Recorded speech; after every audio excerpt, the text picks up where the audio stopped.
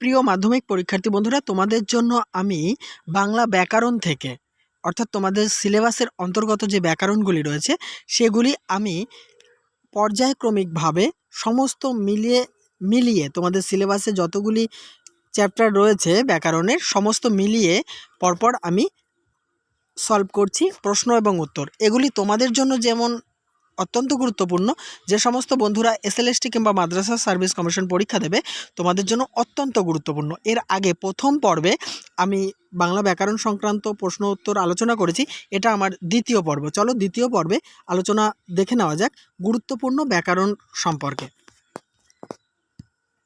দেখো, প্রথম, বিভক্তি ও নির্দেশকের মধ্যে পার্থক্য কী? বিভক্তি শব্দ বা ধাতুর পরে বসে তাকে পদে পরিণত করে, কিন্তু নির্দেশক শব্দের পরে যুক্ত হয়ে বচন নির্দেশ করে। নেক্সট, নিরপেক্ষ কর্তা কাকে বলে? উদাহরণ দাও।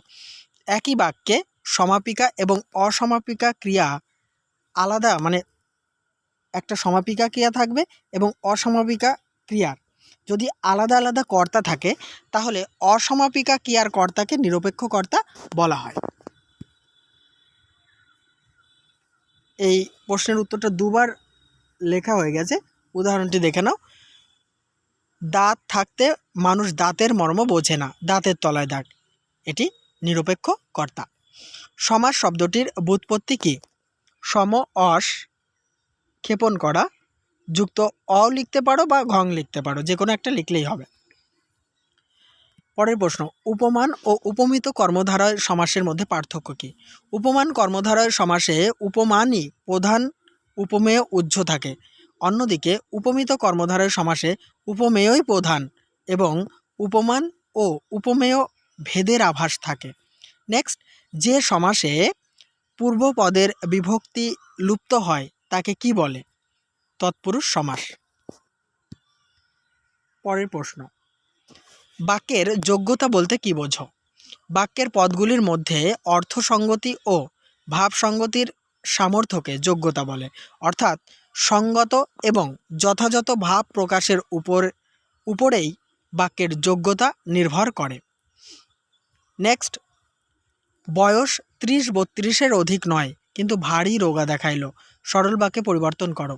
বয়স 30-32-এর অধিক না হইলেও ভারী রোগা দেখাইল। 2.4.8 বাক্যটিকে কর্মবাচ্যে পরিবর্তন করো। সেই তিনি নাকি বই লেখেন, সেই তার দ্বারা নাকি বই লেখা হয়, বা সেই তার দ্বারা নাকি বই লিখিত হয়, এটা লিখলেও হবে। পরের প্রশ্ন, নিচের বাক্যটি থেকে সমাসবদ্ধ পদটি বেছে নিয়ে ব্যাসবাক্য সহ সমাস নির্ণয় করো। মিথ্যেবাদী কোথাকার, এখানে সমাসবদ্ধ পদটি হচ্ছে মিথ্যেবাদী, এটাকে ব্যাসবাক্য করলে হবে মিথ্যে বলে যে, এটি উপপদ তৎপুরুষ সমাস। নেক্সট, করণে বিপসার উদাহরণ দাও। রোগে রোগে তার শরীরটা শুকিয়ে গেছে, এই যে রোগে রোগে, এটি হচ্ছে করণে বিপসার উদাহরণ। দেখো, তির্যক বিভক্তি কাকে বলে? উদাহরণ দাও। যে বিভক্তি প্রায় সব কারকে ব্যবহৃত হয় তাকে তির্যক বিভক্তি বলে, যেমন এ বিভক্তি। পরের প্রশ্ন, কারক ও অকারকের প্রধান পার্থক্য কী? কারকের ক্ষেত্রে বাক্যের ক্রিয়াপদের সঙ্গে নামপদের সম্পর্ক থাকে, কিন্তু অকারকের ক্ষেত্রে বাক্যে ক্রিয়াপদের সঙ্গে নামপদের কোনো সম্পর্ক থাকে না, অথচ বাক্যে অবস্থিত কোনো বিশেষ্য বা বিশেষ্য স্থানীয় পদের সঙ্গে প্রত্যক্ষ সম্পর্ক থাকে। নেক্সট, সমধাতুজ করণ কারকের একটি উদাহরণ দাও। কি বাঁধনে বেঁধেছ আমায়, কি বাঁধনের তলায় দাগ, এটি হচ্ছে সমধাতুজ করণ কারকের উদাহরণ। ব্যাসবাক্য কাকে বলে? উত্তর, সমাসবদ্ধ পদের অর্থ প্রকাশ করার জন্য যে বাক্য বা বাক্যাংশ ব্যবহার করা হয় তাকে ব্যাসবাক্য বলে। নেক্সট, একটি অলপ দ্বন্দ্ব ও একটি অলপ বহুব্রীহির উদাহরণ দাও। অলপ দ্বন্দ্বের উদাহরণ দেখো, হাটে ও বাজারে, তাকে আমরা বলবো হাটে বাজারে। ঠিক আছে, এই হাটে বাজারে এই পদটিকে ব্যাসবাক্য করে করা হয়েছে হাটে ও বাজারে, এটি অলপ দ্বন্দ্ব। নেক্সট হচ্ছে গায়ে হলুদ দেওয়া হয় যে অনুষ্ঠানে তাকে বলা হয় গায়ে হলুদ, এটি অলপ বহুব্রীহির উদাহরণ। নির্দেশক বাক্যের উদাহরণ দাও। তোমাকে খেতে বলছি, এটি নির্দেশক বাক্য। নেক্সট, তপনের লেখা গল্প পত্রিকায় ছাপা হয়েছে, জটিল বাক্যে রূপান্তর করো। তপন যে গল্প লিখেছে সেটা পত্রিকায় ছাপা হয়েছে। পরের প্রশ্ন, কোন বাচ্যের রূপান্তর সম্ভব নয়? কর্মকর্তৃ বাচ্যের রূপান্তর সম্ভব নয়। নেক্সট, বৃষ্টিতে ধুয়ে দিল আমার পায়ের দাগ, কর্মবাচ্যে পরিণত করো। বৃষ্টি দ্বারা আমার পায়ের দাগ ধৌত হলো।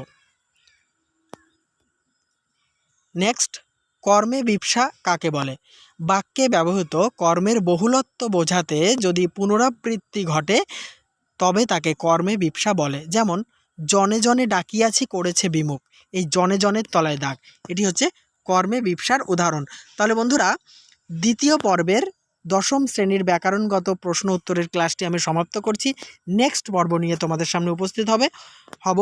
দেখতে থাকো, সঙ্গে থাকো বিশ্বাস টিউটোরিয়াল ইউটিউব চ্যানেলটি। আর হ্যাঁ, অবশ্যই এই ধরনের মূল্যবান ক্লাস পেতে, ভিডিও পেতে আমার চ্যানেলটিকে সাবস্ক্রাইব করে অল করতে ভুলো না।